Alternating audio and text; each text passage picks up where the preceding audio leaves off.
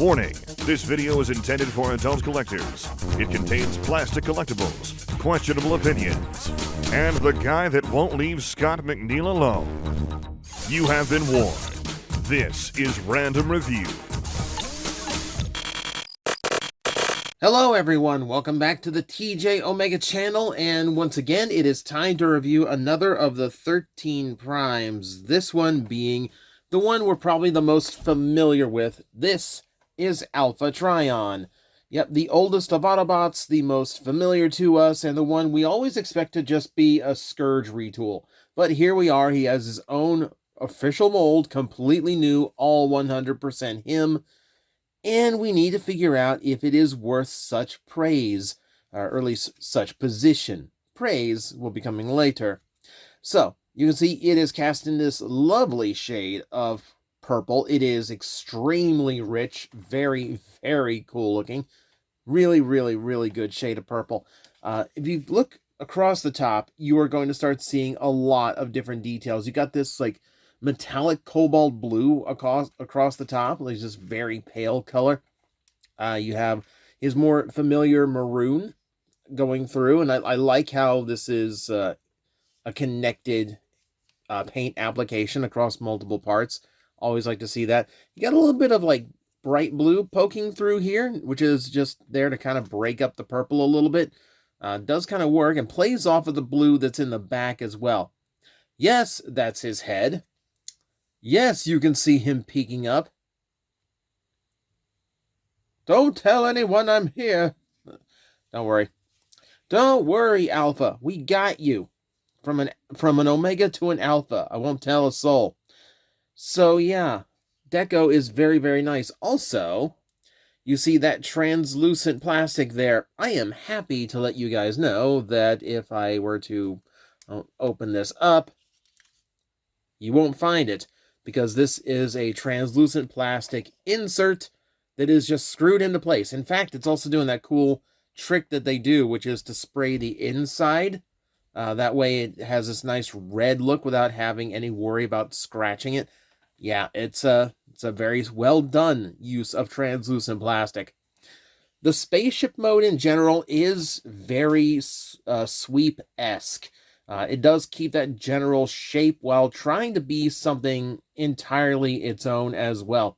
Obviously, the cockpit placement is going to sway it from being like a traditional sweep, as are the fact that it actually has wings. Now, admittedly, the wings are superfluous. Like, they are just detail at best, but it does separate it out a little bit from your traditional Alpha Trion that's just a Scourge retool. But yeah, it's fairly well done. Not a whole lot of underkibble. It does store both the Covenant of Primus and the Quill underneath, so that all tucks out of the way, which is really, really cool. That said, I'm actually going to point this out. This is something I should have pointed out the first time I opened it up. When the book is in there, there's actually a floor, making this like some kind of pseudo cockpit. I have no idea what's actually going to be able to fit inside. I think it might be a little bit too tall for a Titan Master. Don't have one on me at the moment to test, but I don't know, start throwing little figures in there. You might find something that fits. Overall, yeah, it's a nice basic spaceship design, something you would expect to see out of like one of the oldest Transformers. Nothing fancy, just kind of gets the job done. Now, there's no real way of, like, play patterning this at all. You do have a 5mm port up top, but in order to get real, you got these would probably work for 5mm, but the landing gear, or at least the stubs that impersonate landing gear, are going to stop you. If you want a little bit of play, you have to actually remove those little shoulder spikes. That reveals 5mm ports that you can use elsewhere. But that said, that's how Trion's supposed to look. So it's cool that they made it an option, at least. Okay, transformation time. Now, this one is not horribly complicated, but we will have to remove some things. So the Quill has to go. The Covenant of Primus has to go. That's fine. That's accessory stuff. And then the wings have to go. So these are clipped in. So just undo it like so, and we're just going to go ahead and fold that up, close that together. All right, and we'll need that. We'll need that in a bit, but for now, we can kind of set it aside. So, without those parts, yeah, now you can start seeing very obviously that he's not the most complex figure of any fashion, you know. So, I'm going to start by getting these sections out of the way. This is all just ball socketed on, so this is not like a firm connection point or anything. This is where you gotta get those pegs out from what will eventually be his legs. So I'm going to go ahead and get the cockpit opened again. Fold that out and go ahead. I'm going to go ahead and flip up the head just to get everything started. And then everything hinges down through his body. Rotate the waist 180 degrees. It was all right, and then 90 degrees for the hips.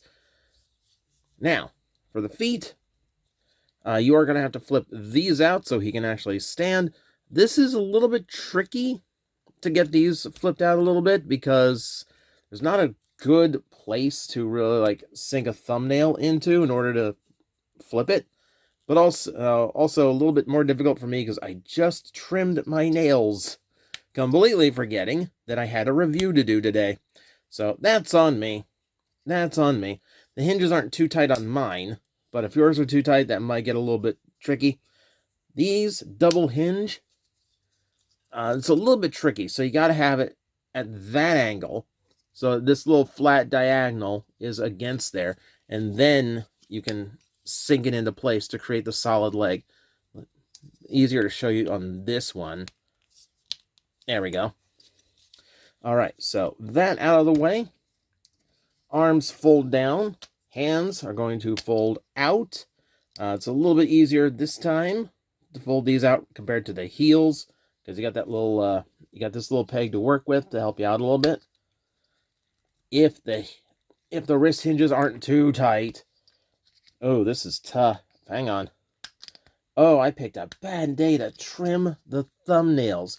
I'm a fool. All right, and to get this all tucked out of the way, this blue has to go down first. Then you can kind of close everything up and start, you know, just basically arranging the rest as you wish. You know, this is kind of just like how his like semblance of a cape works for this toy. Yeah, it's not the most impressive, but hey, it is, you know, what it is. It's fine. It's fine. It doesn't bug me. I know. I was trying to find some spot to put this on as part of the cape, as like an extension of it. Couldn't find one.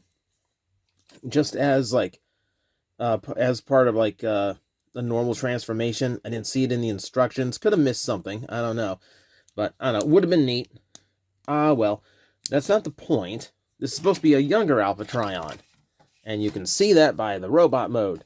So yeah, Trion is looking a little bit leaner than he normally is, but also a little bit blockier. I'm used to Alpha Trion being one of those crazy fluoro dairy designs. It's all like completely rounded, but not in this case. He's got some blocky legs to him and a blocky midsection, and that's perfectly okay if this Alpha Trion wants to do things a little bit differently. After all, this is him in his younger years, after he has retired from any kind of leadership role. So, if we take a look at him close up, the head is definitely the younger version. This is the version of Alpha Trion from War Dawn. We never get this particular take on Alpha Trion's design, and it's kind of fascinating that they went with it now when we're establishing the 13 primes. Now, it does make sense because this is him when he was younger, when the 13 primes would have still been a united thing. But we also know there is even younger than that if you want to go all the way back to A3. So it's not the youngest he could be. It's somewhere in the middle, but it does represent Alpha Trion pretty well and still has a little bit of a youth to him. So, design-wise, he's actually pretty intricately sculpted. more akin to like a Vector Prime style sculpting job with a lot of like ancient looking details across his collarbone and along the shoulder pauldrons, which I will point out here can fold up. I'm suspecting if they remold anything, that's what that's going to be for. For Trion, they are, much more natural to be down like that, though. Yeah, but just looking across the body, he does have quite a bit of intricate sculpting going on, which is really, really nice to see. Yeah, very, very cool job. Very different from your typical alpha. And, of course, not too bad. Not too bad. Does have some panels. Does have some panels for a backpack, but fairly clean. I will give him credit. It's better than having a bunch of spaceship kibble hanging off of his back. That's the downside of the sweep, right? Yes, it's kind of like his cape, but it's also kind of messy. So here we are. So I do like the toy. I like the overall look. Really like the color balance here. The maroon coming through is a really great touch. Let us go into the articulation because the accessory count on this guy is kind of high. We need to focus on it a little bit. The head is swiveled. It go up and down, left and right on hinges and swivels, which is great to see. Universal shoulders, which have full motion outside. You have a full bicep rotation, 360 degrees. An elbow that gets a little bit beyond the 90. And I believe, yep, you have opening hands as well. So this is one of those, like, they knew this was going to be a little bit simpler for a Voyager class toy, so they threw that little bit of extra engineering budget in there just to give you a little bit more that you can do. Waist is full rotation, 360 degrees around. Thanks to part of the transformation, he actually has normal hip skirts, which are becoming a more rare thing on a Transformer these days. They usually just make the front hip part of, like, the hinge. So this is a nice way of actually making him look a lot cleaner. You do still get universal hips, which have full motion all the way around, 360-degree thigh rotation, a knee bend that's about 90 degrees, and then your traditional and now necessary angle tilts. So, yeah, despite just being like, a Transformer that's somewhere around the, age of like 13 million years old, he's pretty spry. He stands as one of the more articulated Voyagers I have seen in a long time. So, plenty of motion to Alpha Trion, which you wouldn't normally expect. Now, accessory count-wise, he does have quite a bit going on. The first thing I am going to try and show you is that, yeah, the Autobot symbol in his belly is designed to be removed, which is a reference to, when we got to see him as A3. So it's a little bit hard to get out. So at the top, there is going to be like a little groove that you can get a thumbnail into, but you might have to work it from the side as well sometimes. But yeah, on a 5mm port, there is an Autobot symbol that he can actually hold in his hand. At least he's supposed to be able to hold it in his hand. Is the thumb going to stop me? No, it is not. So yeah, if you have any Sentinel robots you have to stop, yeah, you can show them the badge, because they will respect the badge. So yeah, cool reference to throw in. Kind of a pain on a thumbnail if you're not prepared for it, though. We do have just the usual stuff. He's got a shield. Of course, he's got a shield made from the parts they didn't use. I will say here, that port is a little bit more accessible, though the nub is still in the way. And you do have forearm ports, which is a much more natural place to put the shield, which makes me happy. To be fair, like, it folds up into a fairly nice shield. It's not like using the back half of a Volkswagen Beetle for a shield, so I will go with it a little bit more. And it's a character that feels more appropriate to be playing defensive, doesn't it? It's times when characters that really, like Cliffjumper, who should not be shown as defensive at all, has one of those. That's when it bugs me. But we have his most important accessory, and I'll get him out of the way so we can focus on this. He has the Covenant of Primus, one of the most sacred relics in Transformers. We've been hearing about it ever since the finale of Beast Wars. Here it is cast as a maroon book with translucent red pages. Interesting choice. Now, we crack it open. It's supposed to go this way, and you'll see why here in a minute. But you can see the back cover and the back page don't have anything, which is kind of a waste, I feel. We open up from the front, we get a lovely reference to Beast Wars, because the gag in that one is that the Covenant of Primus was an audiobook.